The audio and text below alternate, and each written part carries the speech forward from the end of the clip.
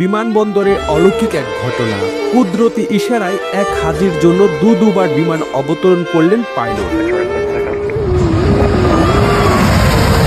অবশেষে বুঝতে পারলেন কেন বিমান উড়াতে পারছেন না। একমাত্র আল্লাহর উপর অটুট বিশ্বাস থাকার কারণেই একজন হজযাত্রীর জন্য দুবার বিমান অবতরণ করেন পাইলট।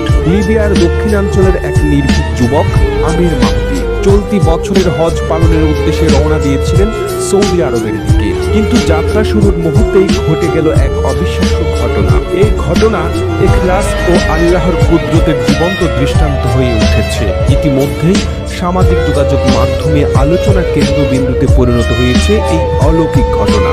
3 দিন আগের ঘটনা। ঘড়ির কাঁটায় ঠিক 12টা, দুপুরের হজ ফ্লাইটের নির্ধারিত সময়। আমের ছিলেন তার দলের সর্বশেষ হাজি, যিনি মিশর হয়ে সৌদি যাওয়ার জন্য ত্রিপলি বিমানবন্দরে পৌঁছান। কিন্তু এয়ারপোর্টে পৌঁছানোর পরই নিরাপত্তা কর্মকর্তা তাকে জানান তার পাসপোর্ট সংক্রান্ত একটি সিকিউরিটি ইস্যু দেখা দিয়েছে, যার কারণে তিনি প্লেনে উঠতে পারবেন না। বাকিরা সবাই বোর্ডিং শেষ করে প্লেনে উঠতে থাকেন, আর আমের আল্লাহর উপর বিশ্বাস করে একা বসে থাকেন অজানা এক পরিণতির অপেক্ষায়। এই পরিস্থিতি দেখে এক নিরাপত্তা কর্মকর্তা এসে বলেন, আল্লাহর সবকিছুর উপর কুদরত রাখেন। হয়তো এই হজযাত্রা আপনার কপালে ছিল না, কিন্তু আমের ভয় পাননি। মুখে ছিল দৃঢ় বিশ্বাস। জবাব দিলেন, ইনশাআল্লাহ প্লেনটি উড়বে না, আবার ফিরে আসবে। আমার নিয়ত হজের, ইনশাআল্লাহ আমি অবশ্যই যাব। তার বিশ্বাসের সঙ্গে জবাব দেওয়ার কিছুক্ষণের মধ্যেই ঘটে গেল প্রথম অলৌকিক ঘটনা।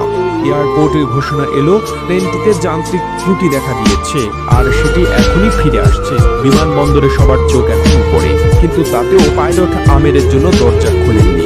দ্বিতীয়বারও আমেরকে ছেড়ে প্লেনটি উড়ে গেল। দ্বিতীয়বার ফেরা প্লেনটি আবারও সমস্যার সম্মুখীন হয়। এবার মৌসুমী ঝড় ও আবহাওয়ার কারণে প্লেনটি নিরাপদে আবার মাটিতে ফিরে আসে। তখন পাইলট নিজেই বলেন, আল্লাহর কসম আমি আর বিমান উড়াবো না যতক্ষণ না আমের প্লেনে ওঠেন। অবশেষে প্লেনের দরজা খুলে দেওয়া হয় শুধু আমেরের জন্য, আর তিনি উঠে পড়েন সেই বিমানে। সৌদি আরবে পৌঁছে হজ পালনকারী এই যুবক একটি ভিডিও বার্তায় বলেন, আমার আনন্দ ভাষায় প্রকাশযোগ্য নয়। আল্লাহ তার কুদরত দেখিয়েছেন, আল কাহার, যিনি নিয়মও ভেঙে দিতে পারেন। ঘটনাটি কেবল একটি ভ্রমণ কাহিনী নয়, বরং আল্লাহর একটি গুণবাচক নাম আল কাহারের প্রকাশ। তিনি চাইলে সব রেওয়াজ, নিয়ম, নিরাপত্তা, এমনকি আবহাওয়াকেও পরাভূত করতে পারেন কেবল একজন বান্দার পবিত্র নিয়ত ও অটল ইমানের জন্য।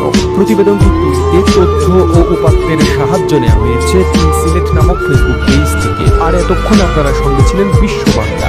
সেই সঙ্গে আপনি বাংলাদেশের কোন জেলা থেকে এই ভিডিওটি দেখছেন আমাদের কমেন্ট করে জানান। আমরা পরবর্তী ভিডিওতে আপনাকে ধন্যবাদ জানাতে ভুলব না। এতক্ষণ বিশ্ব বাংলার সাথে থাকার জন্য অসংখ্য ধন্যবাদ।